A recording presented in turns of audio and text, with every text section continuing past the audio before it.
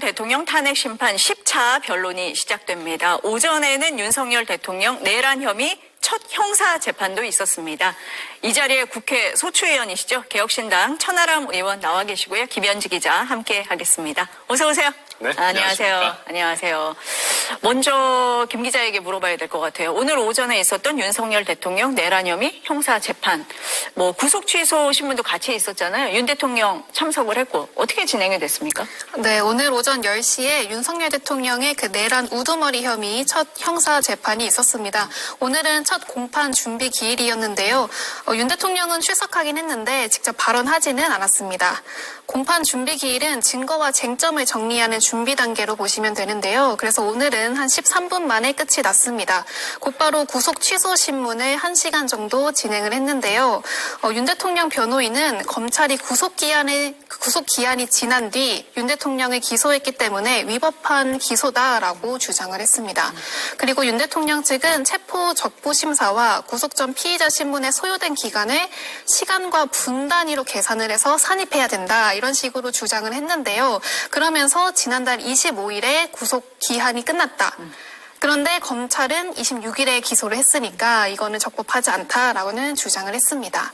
그리고 윤 대통령 측은 또 비상계엄 선포는 정당했고 내란죄는 성립하지 않는다며 혐의를 좀 부인을 했고요. 증거인멸의 우려도 없다며 구속 취소를 주장을 했습니다. 하지만 검찰은 윤 대통령 측의 계산 방법은 잘못됐다며 기소는 적법했다라고 반박을 했습니다. 그리고 불구속으로 재판이 이루어지면 이제 주요 피고인들, 지금 구속된 피고인들이 있지 않습니까? 그런 피고인들한테 접촉을 할 가능성도 있고 또 다른 주요 인사들에게도 접촉할 가능성이 있으며, 그리고 앞으로 증언을 좀 해줘야 될 하급자들에게는 심리적으로 좀 부담이 될 수 있다라면서 구속 취소를 인정하면 안 된다라고 했습니다. 의원님께 먼저 네. 그 현직 대통령의 형사재판 헌정사상 처음이잖아요. 네. 이 부분 어떻게 보시는지.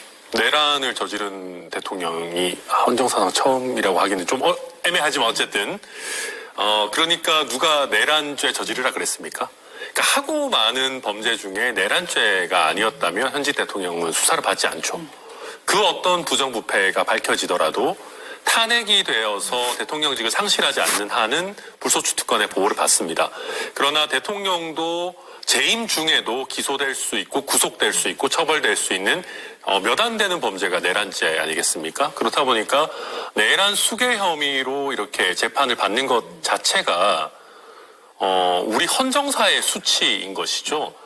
윤석열 대통령 지지하시는 분들은 어떻게 대통령을 이렇게 가두느냐, 어떻게 현직 대통령을 처벌하느냐 하지만 대한민국이라고 하는 우리 헌법 질서가 침해된 것에 비한다면 지금 윤 대통령이 겪고 있는 고초나 받고 있는 형사재판은 오히려 가벼운 것 아닌가, 저는 그렇게 생각합니다. 법률가시잖아요. 네. 구속 취소 신청 굉장히 이례적 아닙니까? 이례적이죠. 네. 그러니까 보통은 보석 신청을 많이 하거든요. 그러게요. 네네. 많이들 보시잖아요. 네. 재벌 회장님들 이제 멀쩡하시다가도 또 구속되시면 아파지시기도 하고 해서 보석을 많이 하는데, 지금 아마 제가 알기로는 내란죄 같이 형이 굉장히 센 범죄는 보석 신청을 해도 잘 안 받아줍니다. 그리고 윤석열 대통령 이런저런 기저질환 말씀하시지만 헌법재판소 나오시는 거에도 볼 수 있듯이 상대적으로 건강에 문제가 없어 보이거든요. 그러다 보니까 보석을 받기는 어렵다라고 윤석열 대통령 측 대리인들이 보고, 그렇다면 좀 절차적인 문제점을 지적해서 구속 취소를 받아보자라고 하는데요. 우리나라 수사기관이 그 정도로 허술하지는 않습니다. 이제 구속적 부심이나 이런 데 들어간 기간은 빼고 구속기간을 산정하기 때문에 이런 형식적인 부분을 틀릴 리가 없어요. 그래서 이거는 그냥 한번 해보는, 절차적으로 한번 문제 제기해보는 수준 아닌가 생각합니다. 아니, 시청자들이 들으시기에 아니, 구속 날짜 그럼 계산이 잘못된 거냐 지금 이렇게 생각하실 것 같아서요. 김 기자 얘기를 들어보면, 그러니까 체포 적부심에 들어갔던 시간, 또 영장 실질 심사에 나갔던 시간, 네. 이런 거를 다 구속기한에 넣어서 피의자의 인권을 보장해야 되는 거 아니냐라는 주장이거든요. 그런데 이제 네. 구속기간, 특히 기소 전의 구속기간이라는 거는 수사에 필요한 기간이기도 합니다. 그러면 우리가 기록을 이제 영장실질심사나 구속적 부심 같은 게 있게 되면 수사하던 기록을 싸서 법원에 보내줘야 됩니다. 그러면 기록이 법원에 가서 기록이 다시 돌아올 때까지는 실질적으로 수사 활동을 이어나갈 수가 없어요.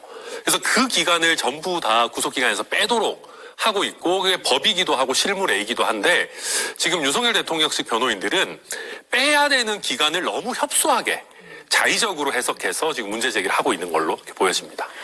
그럼 의원님 보시기에 법원이 받아들일 가능성이 낮다 이렇게 보십니까? 네. 이거 만약에 네. 구속 취소 받아들여지면 우리나라 수사기관에서 이것만큼 굴욕적인 일이 없을 겁니다. 예, 구속 기간 계산을 잘못했다는 건데 저는 우리나라 수사기관이 이렇게 중요한 사건에 있어서 네. 그런 말도 안 되는 실수를 했을 거라고 네. 생각하지는 않습니다. 다른 이유는 아예 없다고 보시는 거네요. 뭐 증거인멸의 우려가 없으니까 구속 취소를 해야 된다든지 비상계엄은 뭐 정당했기 때문에 뭐 혐의가 없다든지 이런 부분은 아예 차치하고 생각을 하시는 것 그럼요. 같은데요. 왜냐하면 네. 실제 그 구속영장 심사를 할 때보다 지금 더 많은 중대한 혐의들이 등장을 했습니다. 오히려 범죄 혐의들이 많이 더 구체화되고 있고 체포조 뭐 조금 이따 얘기도 하겠지만 훨씬 더 이제 그 내용들이 더 많이 밝혀졌거든요. 그래서 범죄의 중대성 부분은 더 보강이 됐다라고 볼 수가 있고 그 다음에 그 증거인멸 가능성과 관련해서 이렇게 말씀드릴게요. 내각에 있는 사람들, 장관들도 아직 구속 안 된 사람들 많잖아요. 그렇잖아요. 예. 그럼 윤석열 대통령이 풀려나 있으면 어떻게 되겠습니까? 내각에 자기 국무회의에 뭐 했느니 마느니 뭐 여기에 찬성했니 반대했니 하는 사람들에게 직접 연락하거나 만나서 말을 맞출 수 있게 되는데 이것을 허용할 수는 없어요. 그리고 제일 크게는 김용현 장관을 비롯해서 실행행위를 했던 사람들이 죄다 구속되어 있는데 그 수괴, 우두머리 혐의를 받는 대통령을 풀어준다? 그거는 아무리 봐도 형평에도 맞지 않습니다. 의원님 보시기에는 오늘 구속 취소를 받아줄 가능성은 없다. 전 없다고 생각합니다. 없다. 이렇게 보시는 것 같습니다. 김 기자가 얘기를 했지만 오늘의 형사재판 공판준비 기일이라서 피의자가 나올 필요가 없고 대부분 안 나오잖아요. 그런데도 나왔어요. 헌재도 꼬박꼬박 나오고 계십니다. 그런데 지난번 9차 변론 때는 헌재까지 왔다가 그냥 구치소로 돌아갔잖아요. 이유가 뭐라고 보세요? 의원님 보시기엔. 이게 제가 최대한 비아냥거리지 않으려고 하는데 그럼에도 불구하고 구속 상태에 있으면 좀 나들이란 표현 이상할까요? 아무튼 좀 이렇게 바깥 바람을 쐬고 싶게 되는 게 인지상정입니다. 그렇기 때문에 최대한 뭐 헌법재판소라든지 법원이라든지 이런 참석 기회가 있을 때마다 좀 참석을 하겠다라는 의사를 비춰서 구치소 바깥으로 이제 나오게 되는 경우들이 많이 있고요. 지난번 같은 경우는 말씀하신 것처럼 헌법재판소 변론에 참여하지는 않으면서도 왔다가 돌아가는 오히려 좀 외부 동선을 좀 길게 잡는 모습들도 보여졌는데 이런 것들은 아무래도 구치소에 체류하는 시간을 좀 줄이고자 하는 생각 아닌가 합니다. 특히 변론이나 재판이 이루어지고 있는 시간대에는 변호인 접견도 안 되잖아요. 이제 그런 게 없는 날에는 차라리 변호인 접견이 가능하면 본인의 있는 그 구치소 내부보다 훨씬 환경이 쾌적한 변호인 접견실에 계실 수가 있습니다. 근데 변호사들이 다 하고 있을 때는 그런 것도 없기 때문에 아마 뭐 여러 가지를 고려하신 게 아닌가 생각합니다. 오늘 원래 변론기일 연기해달라고 했었는데 안 받아들였잖아요. 헌재가. 뭐 그런 것도 작용을 했을까요? 뭐 그런 부분도 가능한데요. 그리고 제가 윤석열 대통령 변호인이라면 윤석열 대통령이 말을 많이 하는 것 자체가 그렇게 유리하지 않다라는 거를 생각했을 것 같습니다. 특히 쟁점을 정리하고 주장을 하는 증인신문도 아니고 각 측의 주장이 굉장히 중요한 상황에서 대통령이 뭐 꼭 자책골을 넣는다라는 걸 떠나서 대통령이 말을 해버리게 되면 그건 최종적인 것이거든요. 대리인이 조금 뭐 예를 들면 실수를 하거나 주장을 잘못하면 그건 바로 잡을 수 있는 기회들이 있습니다. 그런데 대통령이 헌재에 직접 와서 변론을 하게 돼버리면 그건 정치적으로도 그렇고 법률적으로도 그렇고 굉장히 의미가 크고 그리고 이건 제 사견입니다만 실제 자책골을 많이 넣어 오셨기 때문에 저는 제가 만약에 변호인이더라도 이런 쟁점 정리하는 길에 대통령이 직접 오셔서 답변하는 건 굉장히 위험하다 그렇게 판단했을 것 같습니다. 국회 소추위원들이 현장에서 그 변론을 보고 계시기 때문에 이런 말씀을 하시기도 네, 하는 것 그렇기도 같은데요. 합니다. 네. 네. 김 기자, 오늘 이제 3시부터 시작이 되잖아요. 어떻게 진행이 됩니까, 오늘은? 네, 오늘 3시부터 이제 10차 변론 기일이 시작이 되는데요. 오늘은 3명의 증인이 나옵니다. 가장 먼저 3시에는 한덕수 총리가 나오고요. 그 다음에 5시에 홍장원 전 국정원 1차장, 7시에는 조지호 경찰청장이 나와서 증인 신문을 받게 됩니다. 아무래도 오늘 가장 중점적으로 신문이 진행될 거는 크게 두 가지인데요. 가장 먼저는 이제 국무회의가 있었느냐. 그러니까 비상계엄 선포 전에 국무회의가 있었는지, 국무회의 심의를 거쳤는지가 좀 중점적으로 보여질 걸로 보이는데요. 왜냐하면 이제 한덕수 국무총리는 지금까지 국회나 뭐 검찰 뭐 조사에서도 그때 비상계엄 전에 있었던 국무회의는 사실 실체적, 뭐 절차적 흠결이 있었다라고 계속해서 진술을 해왔고, 국무회의라기보다는 간담회 정도였던 것 같다라고 진술을 해왔거든요. 그래서 정말 이 국무회의가 있었는지, 뭐 간담회 수준이었는지 이런 거를 좀 살펴보지 않을까 싶습니다. 오늘도 가시죠. 네, 현재. 갑니다. 네. 한덕수 총리가 이제 첫 번째 증인으로 나오는데 소추인단 입장에서 어떤 부분을 가장 중점적으로 보시게 됩니까? 아무래도 국무회의가 네. 있었느냐가 제일 중요하죠. 아마 윤석열 대통령 입장에서는 한덕수 총리를 흔들어서 완벽하게 절차가 갖춰지진 않았더라도 국무회의는 있었던 것 아니냐. 뭐라도 했던 거 아니냐. 우리가 그럼 왜 모였냐. 뭐 대통령실에 나들이 오냐. 뭐 티타임하러 간담회하러 오는데 아니지 않냐라고 국무회의가 어쨌든 조금 미비됐더라도 있었습니다라는 답변을 끌어내려고 노력할 겁니다. 그런데 한덕수 총리가 그렇게 할지는 의문이고요. 반대로 국회 측에서는 네. 한덕수 총리가 지금까지 계속 이야기했던 것처럼 국무회의라는 것이 성립되지 않았다라는 것을 구체적으로 물을 겁니다. 예를 들면 개의 선언이 있었느냐, 산회 내지는 뭐 종료 선언이 있었느냐, 안건에 대한 적절한 설명은 이루어졌느냐, 회의록은 작성되었느냐, 일반적인 국무회의와 뭐가 같았고 뭐가 달랐느냐를 구체적으로 물어서 한덕수 총리가 대통령 측의 유도신문에 넘어가지 않도록 하는 것이 굉장히 중요할 걸로 보이고요. 이제 국민들께서는 또 그런 분들 계실 겁니다. 아, 대통령 말대로 뭐 사람이 죽은 것도 아니고 뭐 큰일이 있지도 않았는데 그 뭐 회의 절차 거쳤냐 안 거쳤냐 뭐가 그렇게 중요하냐. 이거 중대한 뭐 탄핵 사유 아니다 하는데 중대합니다. 왜 그러냐 하면은 국민의 인권이나 기본권을 침해할 가능성이 높은 행위일수록 절차적으로 엄격하게 따집니다. 그렇잖아요. 네. 뭐 가벼운 행위 아니면 국민들에게 혜택을 주는 행위는 절차를 좀 어겨도 됩니다. 그렇잖아요. 혜택을 주는 거니까. 그런데 국민들에게 불리하게 만들고 정치적 자유를 제약하고 뭐 처단한다 그러고 이런 거는 당연히 법적으로 절차를 굉장히 엄격하게 하고 특히 대통령에게 재량의 여지가 있는 것이기 때문에 국무회의를 거치게 하고 부서를 하게 하고 문서로 하게 하고 엄격한 절차를 거치는 것이거든요. 이거를 안 한 것만 해도 국민의 기본권을 경히 여긴 것이다 라고 헌법재판소에는 탄핵 사유로 삼고도 남는 일입니다. 그러다 보니까 국무회의라고 하는 최소한의 외형, 절차가 갖춰졌느냐라고 하는 것이 오늘의 주요 쟁점이 될 걸로 보입니다. 의원님 말씀을 들어보니까 어쨌든 윤석열 대통령 측에서는 한덕수 총리의 발언을 흔들게 할 것이다 이렇게 말씀을 하셨는데 한 총리가 어제 본인의 탄핵 심판에 나갔었잖아요. 근데 그 자리에서도 나는 계엄에 반대했다. 국무회의는 적법한 절차를 거치지 않았다라는 취지로 일관되게 얘기를 하고 있거든요. 그런데 오늘 이 말을 뒤집을 가능성 저는 없다고 생각합니다. 없다고 보십니까? 아니, 저는 한덕수 총리에 대한 어떤 신뢰가 있습니다. 워낙 공직을 오래 하셨잖아요. 네. 그리고 국회 대응을 굉장히 오래 하셨어요.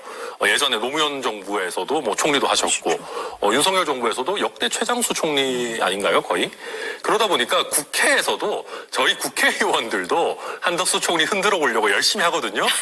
근데 노련해서 잘 안 흔들립니다. 네. 근데 좀 미안한 말이지만 그 윤석열 대통령 쪽 변호인들은 저희 국회의원들보다 실력이 훨씬 안 좋은 것 같아요. 이거 뭐 제 주관적인 평가입니다만. 그래서 그분들은 흔들려고 하겠지만 한덕수 총리 워낙 경험도 많고 노련한 분이기 때문에 또 어제 본인의 육성으로 헌법재판소에서 발언한 부분이 있기 때문에 흔들리지 않을 것이다. 그렇게 예상합니다. 윤 대통령 측에서 쉽지 않을 것이다. 그분들은 쉬운 네. 일도 좀 어렵게 하시는 경향들이 그렇습니까? 있어가지고요. 저는 네. 뭐 쉽지 않을 거라고 봅니다. 그렇게 보신다. 네. 두 번째 증인. 홍장원 전 국정원 1차장이잖아요. 유일하게 2번 나오는 증인이거든요. 네. 윤 대통령 측에서 왜 또 불렀다? 이렇게 보십니까? 지난번에 어쨌든 조태용 국정원장의 진술을 가지고 홍장원 차장을 더 강하게 흔들 수 있다는 생각이 있는 것 같습니다. 뭐 시도는 해볼 수 있겠죠. 디테일한 부분들에 조금 기억이 조금 다르거나 하는 부분들이 있을 수 있을 겁니다. 그런데 제가 느끼기로는 이 체포조 이야기는 하면 할수록 뭔가 구체적인 얘기들이 나와요.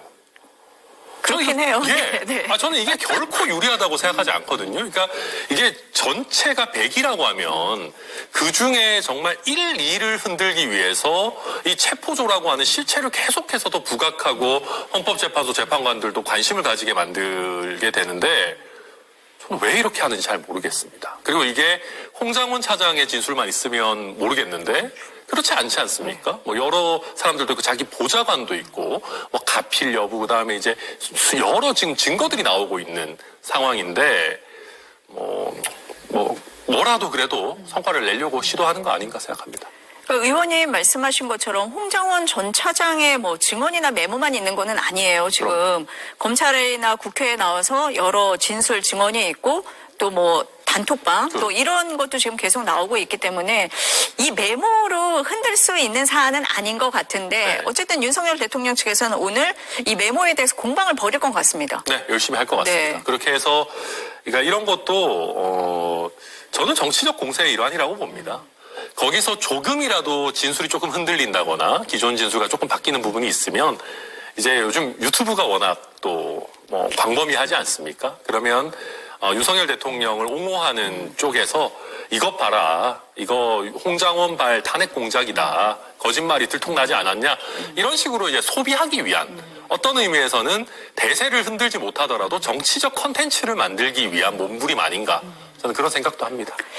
헌재 변론에만 집중하는 게 아니라 다른 효과까지 노리고 있다. 뭐 이렇게 보시는 거네요. 네. 저는 윤석열 대통령이 이미 탄핵 심판 이후에 인용이 됐을 때 본인이 국민의힘 대선 경선 과정에서 킹메이커 역할 내지는 그를 통한 상황 역할 같은 것들 생각하고 있다라고 보고요. 그러려고 한다면 탄핵 재판 과정에서 뭔가 본인에게 유리한 구석들을 조금 만들어놔야 되고 본인이 피해자 프레임을 만들 수 있는 작업들을 해나가야 되는 것이거든요. 저는 그런 작업의 일환이 아닌가 생각이 들기도 합니다. 헌재 이외에 다른 것도 지금 염두에 두고 있는 그런 상황이다. 이렇게 보시는 것 같습니다. 김현지 기자, 지금 3시가 넘었어요. 시작이 됐습니까? 네, 한 2시 56분쯤에 이제 윤석열 대통령이 심판장 안으로 들어왔다고 합니다.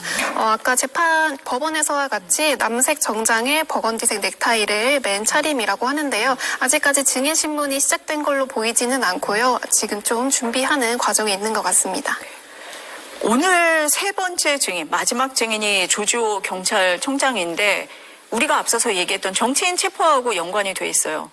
지난번 국회 대리인단, 소추인단이 검찰 진술조서를 공개하지 않았습니까? 그렇습니다. 이게 중요하다고 보시는 건가요? 이렇게 말씀드리겠습니다.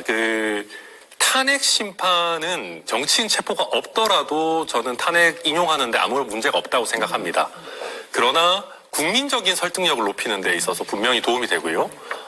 또 나아가서는 어쨌든 이런 일련의 과정들이 내란 이제 사건에 있어서 형사재판에서도 여러 자료들로 쓰여질 것이기 때문에 특히 또 국회 소추인단 입장에서는 최선을 다한다. 네, 이미 충분한 탄핵의 사유가 있더라도 최선의 노력을 다한다라는 정도에서 의미가 있지 않나라고 생각이 듭니다. 그 검찰 진술서를 보니까 굉장히 구체적이에요. 계엄 당일 윤 대통령과 6차례 통화를 했는데 모두 국회의원을 체포하라는 내용이었다. 뭐 이런 부분도 있고 계엄 해제 의결안이 통과된 뒤에도 봉쇄를 풀지 않은 건 대통령 지시가 없었기 때문이다. 굉장히 중요한 진술이다. 이렇게 보시는데 그럼 오늘 조지호 경찰청장이 그동안은 계속 건강상 이유로 안 나오다가 오늘 이제 구인장 발부를 한다고 하니까 나오는 상황인데요. 증언을 할 거다. 이렇게 보십니까? 어떻게 보세요? 저는 적극적으로 증언할 것 같아 보이진 않습니다.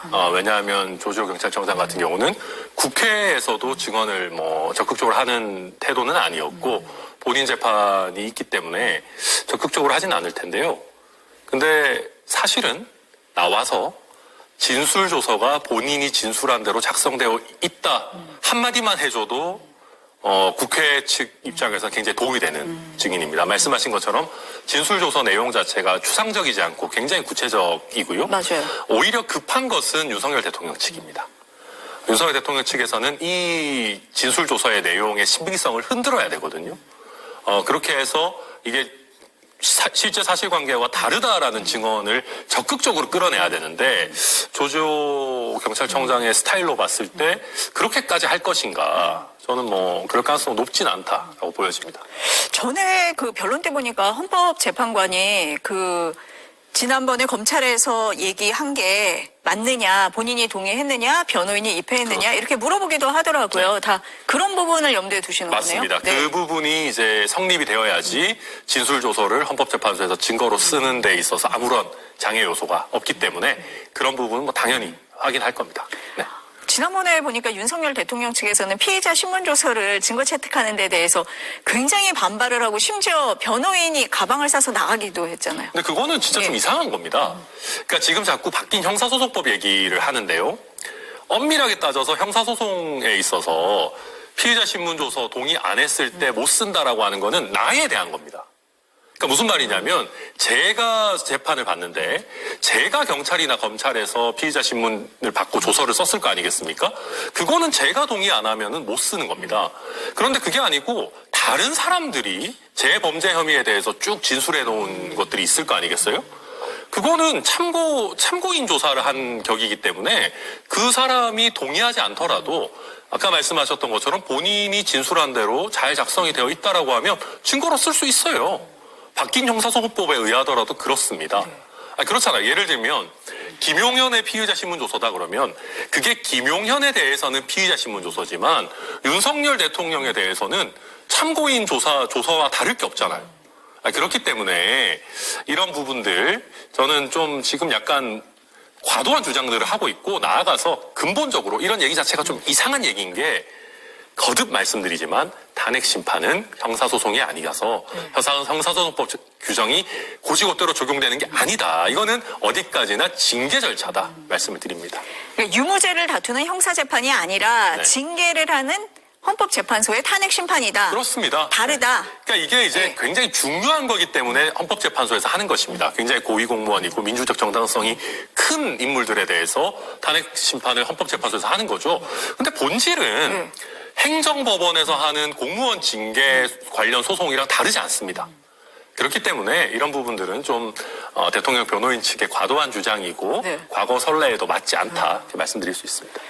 지금 이제 쭉 있었던 변론을 말씀을 하시니까요. 저희가 이 변론 과정을 한번 돌아보면 윤 대통령 측에서는 부정선거 의혹, 음모론을 굉장히 많이 얘기를 하고 있는데 헌법재판관들은 어떤 질문을 할까를 유심히 보면 부정선거는 안 물어봐요. 아니 극단적으로요. 네. 저는 그렇게 물어보고 싶습니다. 극단적으로 부정선거가 있다고 하면 비상계엄 해도 되는 겁니까? 아니 그렇잖아요. 그러니까 제가 헌법재판관이라면 그 질문을 통과해야 부정선거가 있으면 비상계엄 해도 되지. 그러니까 통과돼야 그게 쟁점이 되는 거잖아요. 그렇죠. 근데 부정선거가 있으면 거기에 대해서 수사를 해야죠. 부정선거가 있다고 왜 계엄을 합니까? 그러면 헌법재판관들 입장에서도 자꾸 부정선거 때문에 그랬다라는 얘기 들으면 아니 그렇다고 왜 계엄을 해? 그럼 여기에 대해서 우리가 왜 따져봐야 돼? 그거는 뭐 선거 소송을 하든 뭐 수사를 하든 하다못해 국정원에서 뭘 하든 그렇게 해야지 왜 비상계엄까지 할 일이야? 말이 안 되는 얘기인 거죠. 그분들 주장을 전부 다 맞다라고 하더라도 네. 그리고 그렇게 중대한 문제가 있었으면 비상계엄 하기 전에 그럼 왜 그거 해결 못했습니까? 꼭 군부대 보내야만 그거 해결할 수 있는 겁니까? 말이 안 되는 얘기거든요. 그리고 그거 하는데 그럼 국회는 왜 통제해야 됩니까? 그러다 보니까 헌법재판소에서도 부정선거 관련한 쟁점은 좀 사건과 관련이 없다고 보는 것 같고요. 지금 계속 부정선거 관련한 사람들 추가로 증인 불러야 된다 이런 얘기를 하고 있는 것 같은데 네. 채택 안 할 겁니다. 안 하는 거예요? 네. 그 헌법재판관들 그 질문 보니까 계엄 선포의 위법성, 국회와 선관위 침탈, 정치인 체포 뭐 여기에 초점이 돼 있는 것 같아요. 네. 의원님 말씀하신 것처럼 부정선거 관련해서 증인 더 불러야 된다고 신청을 하는데 헌재가 안 받아줄 것 같고 그러면 사실상 오늘 변론이 마무리되는 거다. 이렇게 보는 시각도 있기는 하던데요. 네, 어떠세요? 저는 뭐 그럴 가능성이 네. 높다고 보고요. 오늘 증인신문 과정에서 뭐 추가로 밝혀야 되는 사안이나 뭐 기존의 진술이 뭐 완전히 한 번 더 뭐 예를 들면 홍장원 차장을 다시 부르듯이 기존 증인을 다시 부를 가능성, 필요성이 대두되는 게 아니면 오늘 마무리할 가능성이 높지 않나 싶고요. 다음 주 초 정도에 그렇게 되면 최종 변론을 하는 길 한 번 정도, 한두 번 정도 더 하고 결국 뭐 결론을 내리시지 않을까 저희는 그렇게 예상하고 또 기대도 합니다. 그 변론에 계속 참여하고 있는 국회 소추인단으로서 봤을 때도 다음에 최종 진술 한 번 정도 하면은 끝날 거다. 이렇게 보시는 거네요. 왜냐하면 기존의 네. 박근혜 전 대통령의 예를 보더라도 그 정도가 일정상 맞지 않나 예상이 됩니다. 김현주 기자 지금 이제 10분 정도 지났는데요. 어떻게 진행이 되고 있어요? 네, 이제 뭐 재판관이 뭐 이제 증인신문 시작하겠다, 오늘 재판 시작하겠다라고 인사말 같은 거를 했는데요. 네. 지금 그렇게 진행이 되던 과정에서 이제 피청구인, 그러니까 윤석열 대통령 측에서 어떤 증거에 대해서 부동의하겠다라고 말을 했는데 그때 윤석열 대통령이 갑자기 재판정을 나갔다고 합니다. 그래서 그때 어떤 경위에서 나갔는지는 아직 확실하게 파악이 되지는 않는데요. 보통 증인신문 때 증인신문이 끝나면 윤석열 대통령이 한마디씩 의견 진술을 하지 않았습니까? 그런데 오늘같이 좀 중요한 증인들이 모인 자리에서 그런 의견 진술 기회를 받지 않고 나갔다는 거에 대해서 조금 더 살펴봐야 될 것 같습니다. 뭔지는 모르겠지만 뭔가 증거에 지금 부동의하겠다고 대리인단이 얘기를 했고 변호인단이 얘기를 했고 그 이후에 윤석열 대통령이 퇴정을 했다. 나갔다. 다시 돌아오지는 아직까지는 오지 않는 않았다고 거고. 합니다. 네. 어떻게 봐야 돼요? 뭘까요? 뭐 두 가지 정도일 것 같습니다. 네. 첫째로는 증거 의견이 받아들여지지 않으니까 항의의 표시일 수도 있고요. 또 한 가지는 애당초 오늘 변론이나 증인신문 과정을 다 안 보려고 했을 수도 있습니다.